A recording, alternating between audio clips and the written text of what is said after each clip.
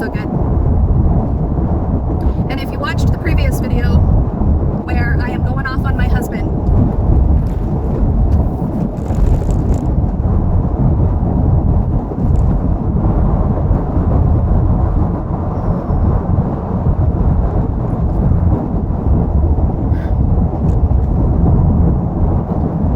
I'm still not clear-headed. First of all, that's my first problem. And second of all, I'm disassociating like no other. Like I can't stay in one fucking form of consciousness for one goddamn minute. It is all over the place. And it's like I'm trying to catch where I'm supposed to be and where I'm supposed to stay. And one minute I'm ready to please Jim, and the other minute I'm like, fuck no. And the other minute I'm like boo-hooing about my hair appointment that got canceled. And then next minute I'm saying fuck her, she shouldn't, and it's like, and then I'm just like between mad and sad and pissed off and apologetic and pathetic, and I'm just so all over the place. And I wasn't fucking kidding about what I was saying earlier about my fucking identity crisis. It's still the 27th of June. I told my husband in a text message, I don't like it when you're not happy with me. That's the bottom line. I need you to be happy with me. If you're not happy with me, I'm not happy with myself. And that is such the freaking codependency way, isn't it? Nobody in my head can get me to see how fucking stupid that is, except for the one that is persecuting. The persecutor is persecuting me and making me feel like crap because I'm so damn good codependent. So I'm beating myself up. I feel like I'm doing ultimate betrayal against my head, my fucked up noodles that can't seem to think straight right now. It does not help to be fucking stoned. And they say that people have bad trips sometimes. I don't think I'm having a bad trip. I think the trip was fine. Here's the thing. I probably shouldn't have said, "You're insecure little brain." That was really insensitive of me. I'm sorry. You are going through some insecurities, and in your insecurities, you have expectations of things you think I should have done. And inside those insecurities and expectations, you are verbalizing and telling me how I was supposed to be so that you weren't feeling the way you were feeling. In all actuality, you're responsible for how you feel and how you respond and how you verbalize and how your expectations manifest up in this relationship. Now, without all that being said, I have expectations too, and I have feelings, and I have verbalizations on how I'm responsible, and I need to be more considerate, and I can do better. Okay, I'm not saying you're the fault person here. I'm saying that our level of communication needs to be better than it used to be, and the type of relationship that I want is that I'm not boxed into anybody's expectations. I feel like I'm a pretty darn good person just the way I am without having to meet any expectations. I'm not needing to change who I am or talk more or talk less or say certain things or not say certain things. If I want to express myself or don't express myself, I don't want to be boxed into anybody's expectations. Not with you, not with anybody. So that includes my mom. That includes my sisters. That includes my grandpa. My grandpa wants me to admit whatever tangent he wants to go off of one day, and it's like, okay, well, that's fine. That's what you think. But why do I have to think that way? I don't. So I get to this point in my conversation with you, it's like, you know what? You want to know where we stand with our relationship? Yes. The type of relationship I want is that I'm loved just for who I am, whether it's talking too much or talking too little, or maybe I'm talking just right. Maybe I'm giving you just what we need to give to each other. And if that's not enough for you, then I'm sorry, but I can't be exactly who you want, I guess. I can't even pretend to be or try to be or strive to be. I have to be me. And if it's not exactly what you want, then you get to decide from there, not me. I don't get to decide whether I'm good enough for you. I already know I'm not good enough for you if you have all these expectations of me. And I have to decide if what you are and who you are is enough for me, or do I have too many expectations on you? And that's what I'm trying to learn to do. I'm just going to practice the art of allowing Jim to be who he is. And if he wants to be all upset and angry with me for not talking enough, then I just need to allow you to be that and stop trying to fix you so that I feel better. You don't want to be fixed. You just want to get angry when you want to get angry. But then at the same time, when you're doing really well, it looks like you want to be happy and healthy and loving and toxicless with me. I don't want to be toxic anymore. Please stop even mentioning anything about what I'm doing wrong or what I could do better. It's not cool for either of us to do that to each other. That's the fucking fundamental of emotional abuse. And if I'm doing that to you, I'm sorry. And if you're doing it to me, you should be sorry. We shouldn't do that shit to each other. I'm sorry. I'm sorry that I did, and I'm sorry that I participated in that, and I'm sorry that I probably fucking taught you how to do that. I don't know. I think I'm the one that fucking dragged that bullshit out of you by poking the bear and asking you to elaborate on your jealousy. I asked you to elaborate. I asked you to beat me up verbally. You were probably a really decent guy, and you probably kept to yourself about all your insecurities before I asked you to tell me all about it. But when you tell me all about it, that does something to our head, expecting each other to be a certain way. And that I don't get to do that to you, and you don't get to do that to me. That's not the relationship that I want.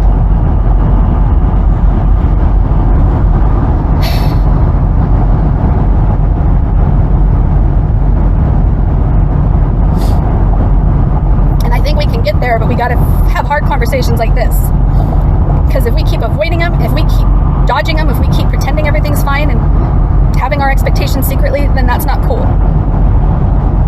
I don't want a free for all relationship. I'm not looking for that. I'm looking for Crystal's a pretty damn good catch whether I'm babysitting her or not. Crystal's a pretty damn good catch whether I have insecurities or not. Crystal's a pretty damn good catch, and I really want to strive to make our relationship great. And Jim, you're a pretty damn good catch, and I need to just let you be who you are and not try to change who you are and not try to draw out who I think I need to fix. I don't need to draw that out of you anymore. We all have our secret demons that we're dealing with silently.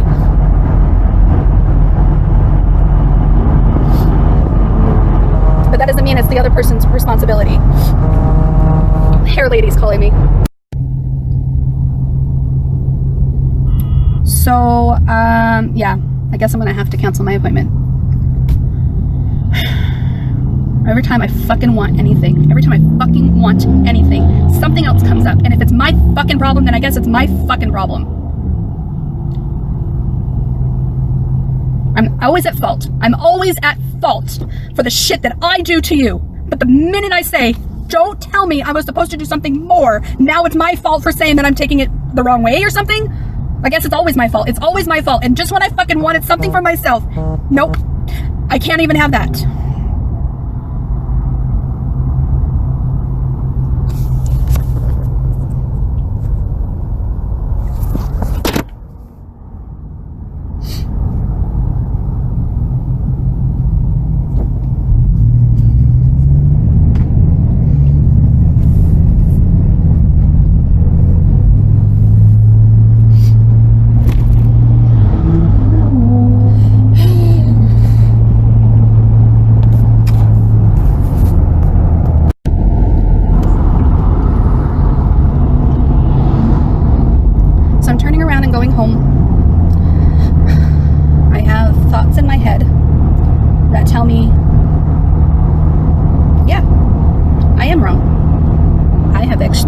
That Jim shouldn't have expectations.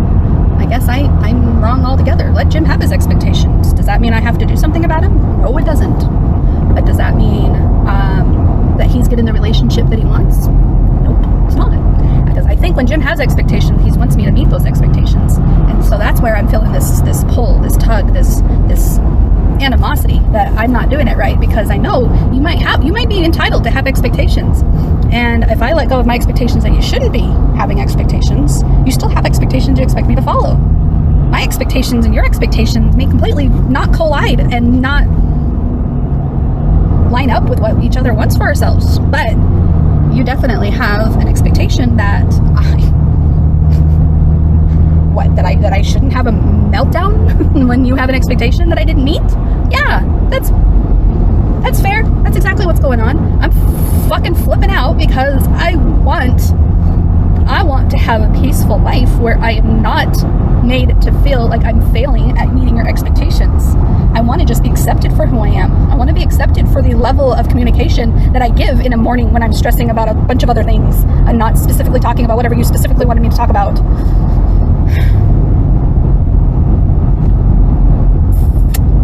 I am not about to be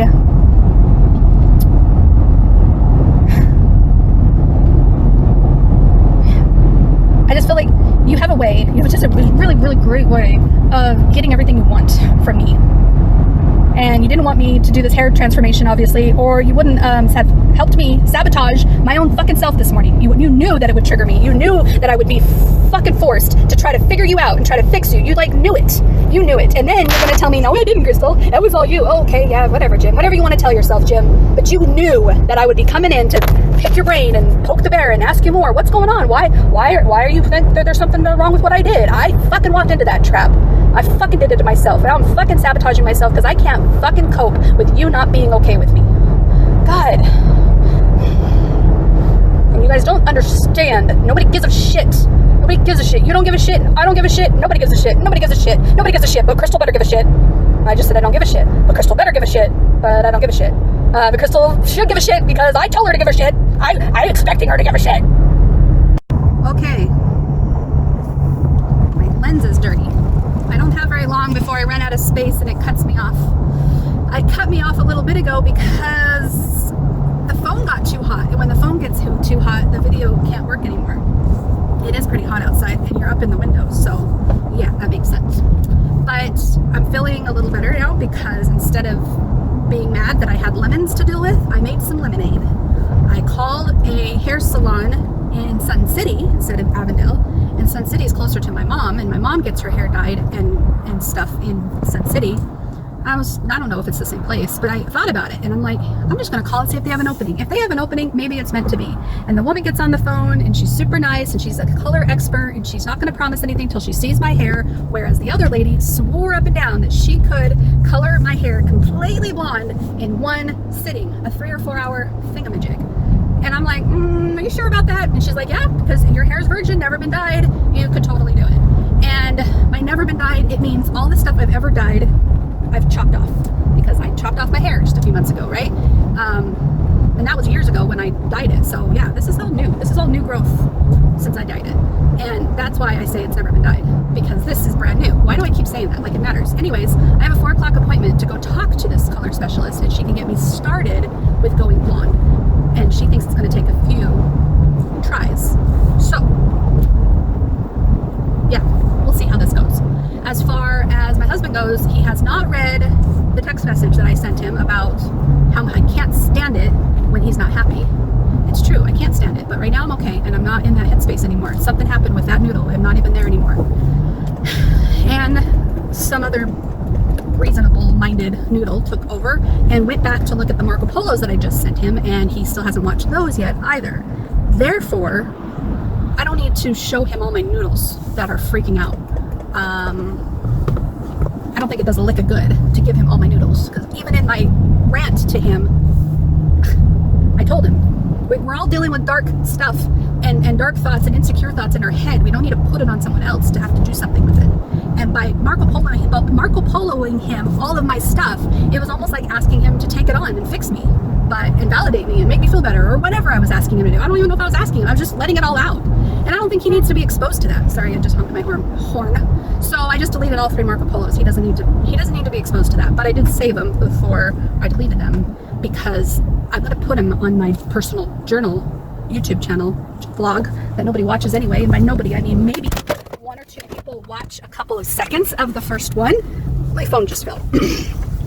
Maybe a couple people watch a few seconds of each one that I post, but they sure as heck don't stick around this far. So yeah, I'll just post my things to my channel because that's where I'm storing everything in the cloud.